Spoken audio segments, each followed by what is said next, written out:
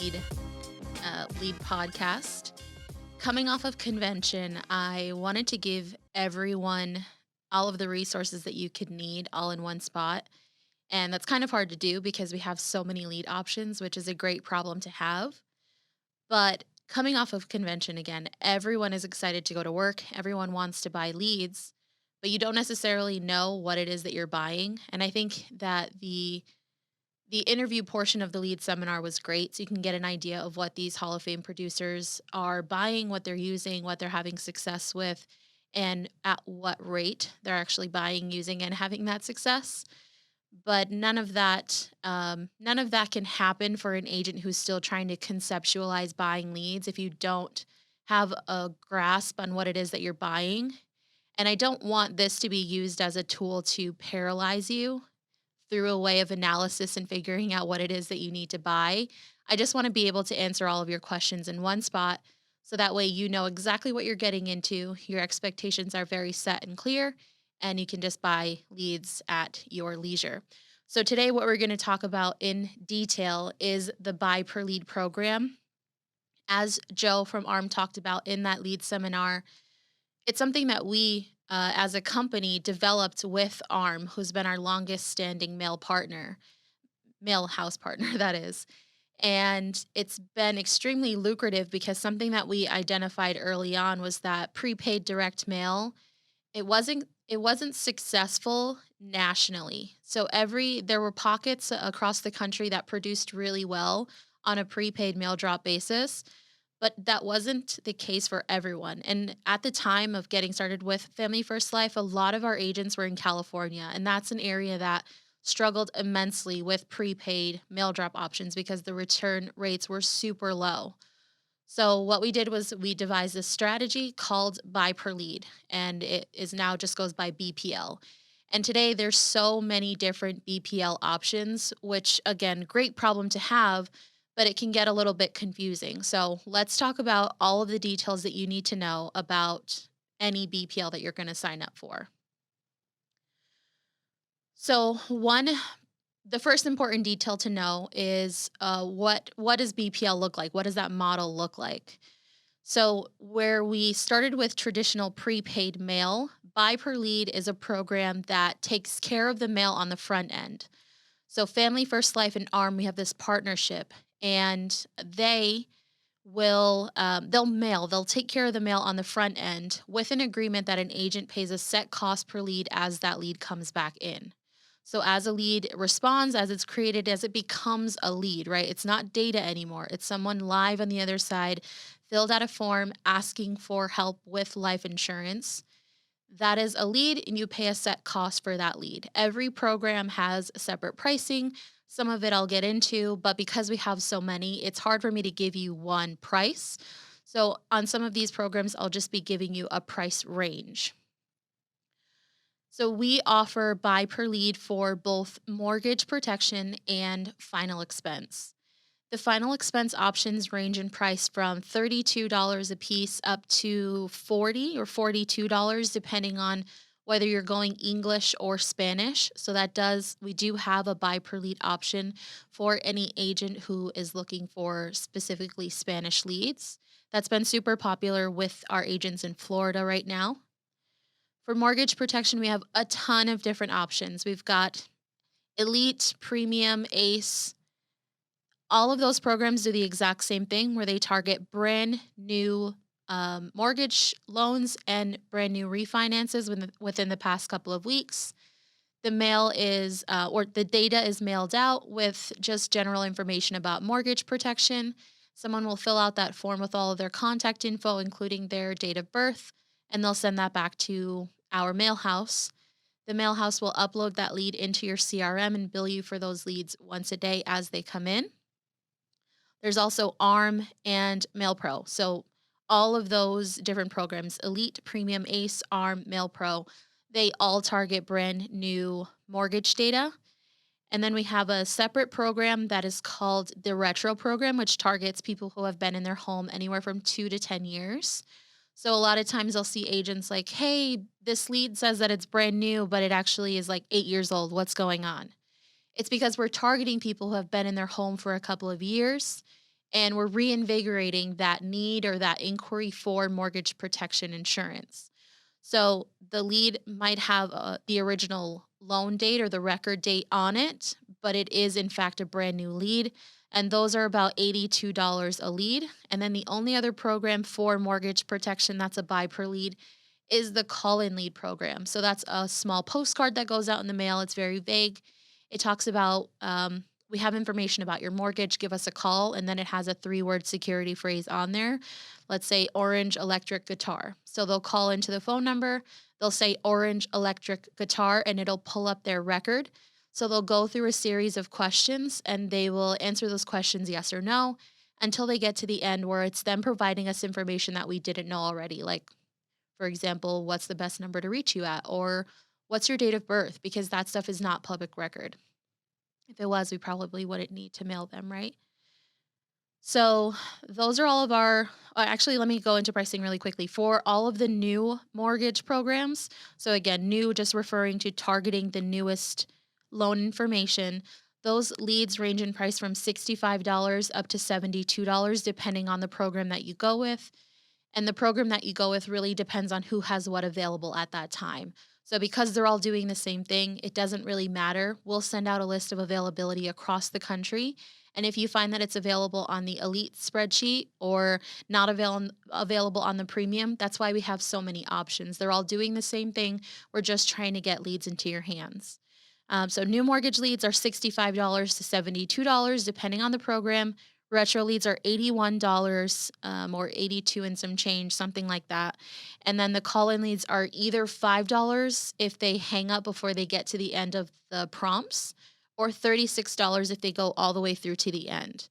So now I just want to jump into some of the frequently asked questions just because you guys are trying to move and I want to help you move. And it's really hard to keep up with everyone asking the same question. So let's just go through it all in one spot.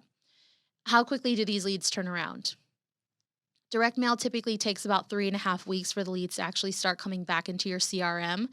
And it depends on the time of year. So if you're mailing in December, that could look like a 5-week turnaround period. The exception there is the call in leads. The call in leads turn around the quickest, meaning they get you in the home first. So if you think about it, a call in lead is us mailing them a postcard and them actually calling into a 1-800 phone number versus and or them filling out that postcard and sending it back in the mail. Who do you think is going to get there first? Obviously the person who got their phone call the same day that they called in, right? So that's something to definitely keep in mind. But typically call-in leads take about 2 weeks to turn around, 2.5, and direct mail is like 3.5 to 4. How much do the leads cost? We've already gone through that. On the low end, $5, on the high end, 82. You just have to see what's available in your area and let's take it from there. How do I pay for the leads? As they come in every single day, your card is billed for whatever comes in that day. So if you have multiple programs locked out, you've got final expense, you've got call-ins, you've got retro, whatever comes in that day is what you're going to be billed for. So you're not billing or you're not paying for anything up front. You're just paying as they come in. You get 5 leads that day, you pay for those 5. You get 7 the next day, you pay for those 7. As your card is successfully billed, the leads are delivered to your CRM that usually has like an hour lag. So if you see that your card was billed and your leads didn't show up 2 seconds later, just give it time. It does typically take about an hour because it's multiple processes in order to get that lead into the system. So just bear with us there. Once your card is charged, the leads are dropped into your CRM, and the CRM is going to kick you a notification that you have new leads available. With the new CRM, we actually get names. So if you're ever missing a lead, you can say exactly which lead that you're missing. Hey, Sasha, I didn't get Susan. I didn't get Susan Smith. Can you make sure that I get that lead? Not a problem. Stuff like that happens with technology all the time. I haven't seen it actually in a really long time, but just in case, we have definitely gone above and beyond in terms of the reporting with the new CRM, just so it's very transparent what you can expect. Something important to note there in terms of the billing, how do I pay for them? Let's say your card declines because your bank has never seen a bill from Buy Per Lead Inc. or MailPro or whoever. When you sign up for a Buy Per Lead program, as soon as you sign that billing agreement, you want to contact your bank and let them know, the merchant that's always listed in your billing agreement, which I would advise you read before you sign. The merchant is listed in the billing agreement, so make sure that you contact your bank and let the bank know that this merchant is going to be billing you on a recurring basis and that you authorize that charge to go through. Very often, I see new agents get started with BPL, and the first couple of days, their card declines because their bank is not familiar with this merchant, whoever's billing their account, so they mark it as fraud. If that happens, it's not a big deal. Your leads will roll to your manager, which is why your manager has to sign off on your buy per lead order. So it will roll to your manager that day, but every day starts the clock fresh. So leads will, let's say it's Tuesday, leads come in, your card declines. On Tuesday, your leads process automatically, so you can't email the leads department and say, "Hey, I know this declined. Can you just charge my card again?" We don't have a system built up to where leads are stockpiling on the back end. Every lead processes every single day, the same day that it came in. So your card declines, your leads roll to your manager. You need to work it out with your manager to get those leads back into your system. But now it's Wednesday. The next day, the leads are going to start fresh. So they'll start with you, then they'll go to your manager if you decline again. But if you successfully are billed, then your leads are delivered to you directly. What's the difference between all the programs? Not a lot, to be honest with you. There's a couple. So new mortgage versus retro mortgage, that really just refers to the age range of the data that we're targeting. Call-in leads versus all of these other direct mail options. It's pretty self-explanatory. The call-in leads are people who are calling back based off of their lead having a phone number on it. Everyone else is filling out a card with their handwriting and sending that back into a prepaid envelope, which is delivered back to the mail house that created the lead, and then it's scanned and uploaded into your CRM. You pay for it, you get to you get to call that person. So there's not a lot that really varies here. Um, One other thing would be the price, just depending on the program that is available at the time. If I take over an order, so we call that in the in the leads department, we call that a batch. So let's say an agent dropped a county, right? And you want that county, you see that it's now available. So that's you taking over the order that someone had dropped. When you take over an order, the biggest question that I get is, how old are those leads going to be? And again, as I mentioned, we don't have a system that stockpiles leads. So until, let's say someone canceled a month ago, they're still going to be responsible for all of the leads that come in as they come in. So I'll get to that as it pertains to you. But whoever locked out the county is responsible for all of the leads as they come in until someone else picks up that county in that program. So let's say you took over someone's order who canceled a month ago, and you're like, are those leads going to be a month old? No, because that agent has been paying for their leads. And as soon as you take over that county, anything that comes in from that day and into the future is what you're going to be paying for. You're not paying for leads that have been sitting anywhere for any amount of time unless that is unless that's already discussed. So you've already been working with the agent and they're like, "Hey, I have these 40 leads over here. I've never worked them and I can't work them because I moved, I'm sick, I don't work here anymore," whatever the case might be. Then that's something that you're handling outside of it. That's not part of your buy per lead contract. You're not committing to buying any older leads, just whatever comes in the day that you took over the program and beyond. How long are the leads exclusive for? All of these lead options are going to be exclusive to you for 30 days. That's just a general rule of thumb. Anything over 30 days, the lead is never removed from your CRM. Just a copy of it is placed into inventory so that someone else has a crack at the whip, has a chance to work that lead. So your leads are always going to be in your CRM. If you paid for it, that's your lead. If you sell a lead within, let's say, the first 30 days or even the first 45 days, right? Report that sale back to the leads department. So what's that going to look like? You're going to say leads department at Family First Life or leads at familyfirstlife.com. I sold Susan Smith. Here's a copy of either the first page of her application or a screenshot of Americo's website showing Susan Smith. And then that's proof of coverage for us. So we can now suppress that lead. We can't suppress a lead if you say, "Oh, well, I sold it," because, I mean, that's not always the case, right? So we definitely need some proof of coverage if you want a lead suppressed. And to suppress a lead, that just means that we cut off its life cycle. So it's never cycled back into inventory. No one else can buy that lead after you. That's your client for life. What happens if I cancel a buy per lead order? So let's say you were working in Florida and you decide that you want to move to Oklahoma and you cancel your buy per leads in Florida and no one else has picked up that county. There's no one on deck. No one's interested in taking over the order that you had. You are locked in to receiving and paying for all of the leads that would have gone out during the time that your request was active. So let's say it's February 13th and you say, I want to cancel this program. No more mail is going to go out into that county with your name coded onto it or your order coded onto it until someone else picks up that county, in which case it will switch hands entirely. But no new mail will go out after you request to remove a buy per lead program and a county. But because leads took a couple of weeks to come in, they're also going to take several weeks to a couple of months to actually slow down. But I can guarantee you that you're not buying any leads that weren't sent out in the mail during the time that your request for buy per lead was active. So that might take a couple of weeks. I've seen leads come in even a year after someone like canceled their order. Like, why am I still getting leads here? And it's because no one else has picked up that program or that county specifically. And typically, we're able to find someone else who will just buy that one off lead for you. So if it happens, just let us know. But again, just trying to provide the clearest expectations that we can here. When you cancel a buy per lead campaign, you are committed financially to buying all of the leads that return until someone else picks up that county. But no new mail is going to go out once you've asked for it to be shut off, unless someone else is already saying, I'll take it over. I want those leads. So I have a retro campaign and I got an email saying that it ran out of data. What happens next? So, as you can imagine, just like with new mortgage, it's capped on how much data is actually available for that given week.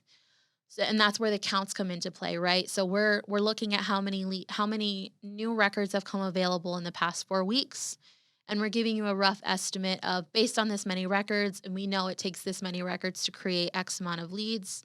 This is what you can expect in terms of a lead flow.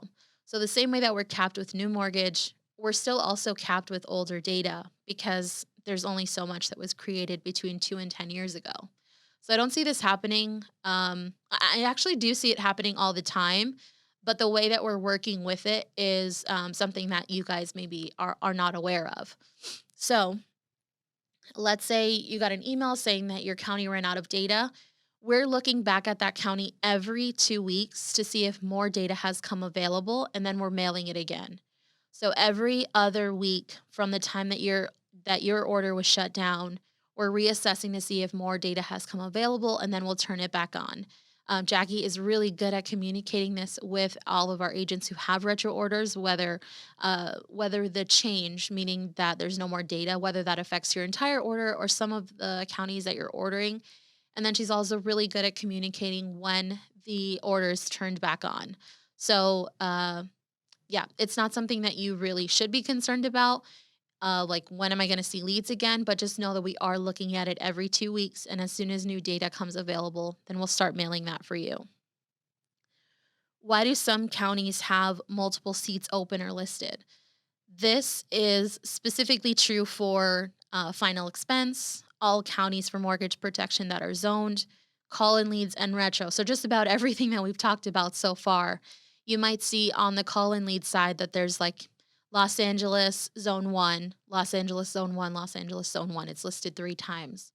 So, what we've done there is we've estimated what we do is we'll look at how many leads can be created in any county or any zone, and we'll go from there. We'll say, okay, if it can produce more than 50 leads out of one zone or one county, it's okay to split that up for multiple agents. If one agent doesn't want 50, 75, 100, 125 leads per month, because the call-in leads, the volume can definitely get up there. It's a really good program for volume.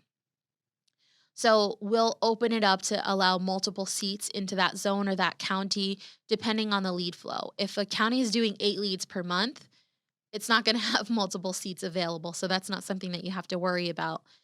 Retro specifically, we're working with multiple different vendors for that program. Same with new mortgage.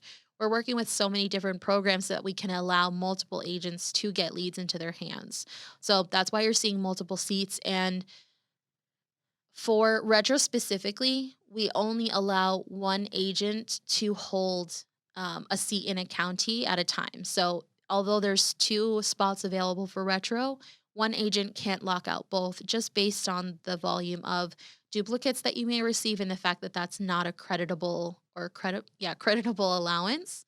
So that program specifically is really the only program where one agent can't hold multiple seats on that program. And I think that might be it in terms of all of the questions that were asked about the buy per lead program. Overall, I would say that it's definitely a great way to lock down an area to make sure that you constantly have new leads coming into your lead flow and your CRM. It's a way to get yourself a little bit uncomfortable because of the billing is new, right? You might be get billed for leads every single day. You might get 2 this week and 8 next week, so that can be a little bit uncomfortable. And overall, I just say that buy per lead as a whole is definitely the way to go. We have a ton of other options on the prepaid side as well, which we'll do another in depth look at that. But for right now, I think I've covered everything as it pertains to buy per leads. If you do have any outstanding questions, please let me know so that I can include that somewhere that's easily accessible to other agents like yourself. Otherwise, that's it. Have a great day.